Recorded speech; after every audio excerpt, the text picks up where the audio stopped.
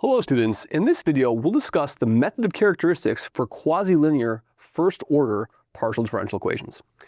Let's be given the PDE. The PDE is going to be a of x, y, and u, ux, plus b of x, y, and u, uy, is equal to c of x, y, and u. So this is a semi-linear first order PDE, right? So this is a semi-linear first order PDE. Okay. What we're going to do now is we're going to think about this from the perspective of an ordinary differential equation. So we're going to take an interlude into, we're going to think back to our days in ODE. So let's recall the following fact from our days in ODE.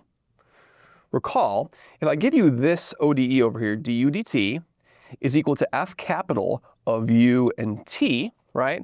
Where u of 0 is some fixed value u sub 0, okay? That's a initial value problem, right? This is an IVP, initial value problem, okay?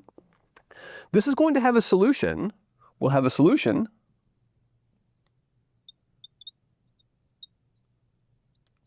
for small enough time in some interval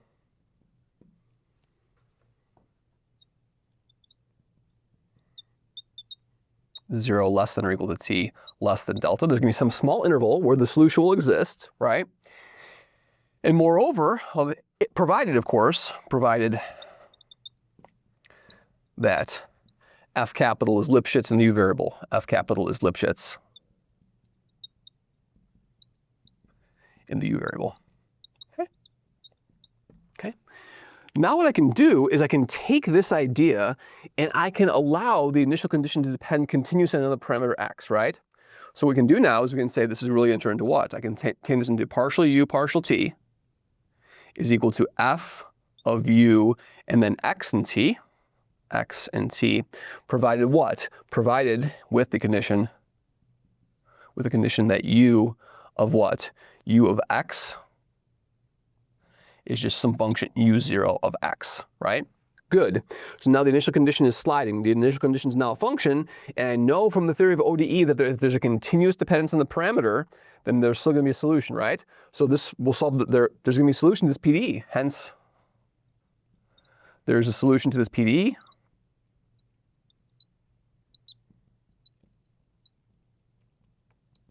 For some small range of x.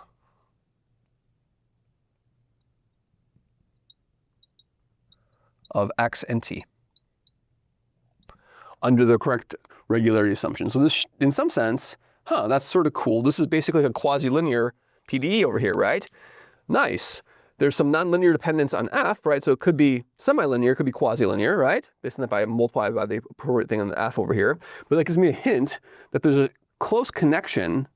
The initial value, that's the whole point when you're doing ODEs, when you say there's a continuous dependence on the parameters in this problem, and you prove the same existence result in your ODE class. Or you proved it if you had me for ODE. Good. So there's a continuous dependence on that parameter that says that this PDE has a solution. Now, of course, that solution might blow up, right? That solution might fold in on itself, but I know at least for a short amount of time I can propagate this solution, right, along all of these lines over here. So that has to do with like the characteristics. We're going to discuss that next. So now let's use this idea over here. So this is our ODE motivation for the method of characteristics. This is our ODE motivation. Okay. Now let's take this in general. So what we have over here is, let's suppose that z is equal to u of xy is a solution solve star. Okay. Now that's a surface. This defines a surface. Z equals u of xy is a surface with normal vector.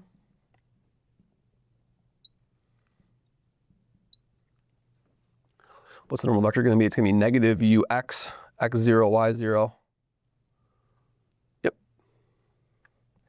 Negative uy, x0, y0, and then 1. Plus or minus that, right? That's the normal vector. Okay. Good, so now I'm using some Calc 3, some basic multivariable calculus. That's what the normal vector is. Oh, but what does this say over here? This says over here that A, I'm just going to suppress this. It says that A, comma B, comma negative, comma C, dot what? Dot UX, UY, and then what? And then -1 is equal to 0. So I write my PDE like this, okay? With a dot product. What does that say? That says that ABC is perpendicular to the normal vector. So that says the vector field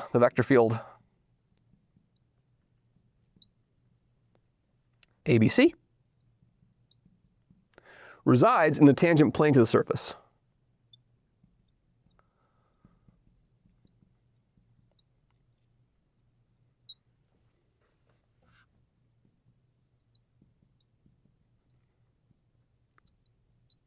Great. Okay, excellent. All right, so we have that's in the tangent plane to the surface, which means what? Which means if I can find all of the integral curves of this vector field, hence, if we can find integral curves of ABC and unite them to form a surface,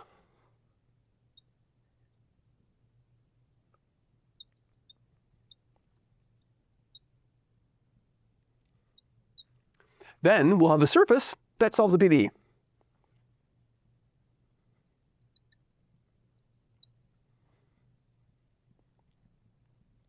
Okay. In other words, what are we going to do? So let's mathematically formalize that. So in other words, what do we have so far? This equation says the vector field ABC is in the tangent space, right? So in other words, what I could do is if I could find all those curves that trace out the surface, right? Remember there's two sort of in some sense, two rulings to the surface. If I can find two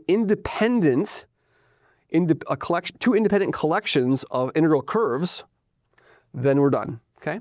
So what does that mean? So what does that look like? So in other words, what we really have over here, what do these integral curves look like? Well, you're going to have dx dt is equal to a x of t, y of t, and then what? And then u of t.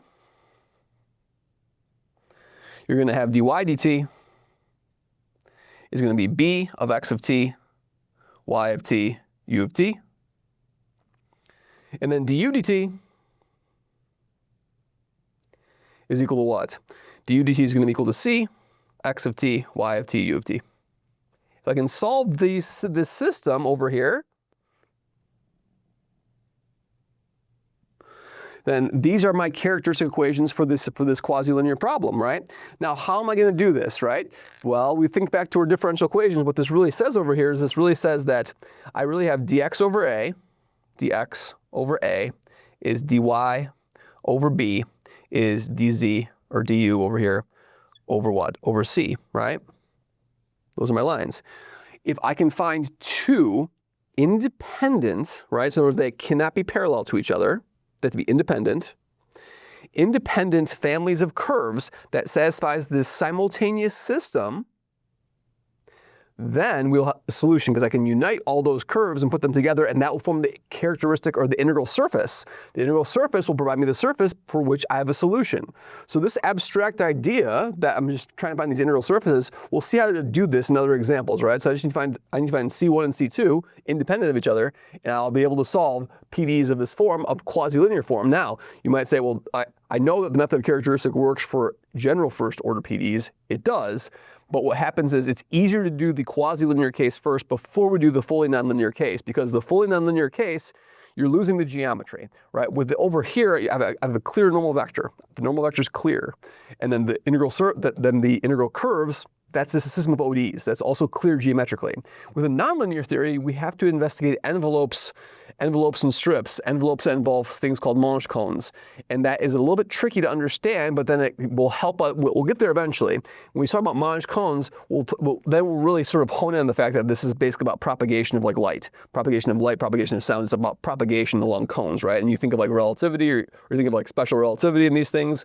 You think about the light cone, and it really ties into a lot of very deep physical things. So we'll focus on these semi-linear and these quasi-linear equations first, because we can actually find characteristic equations very easily. And it turns out that in most cases, these are very, very simple to solve.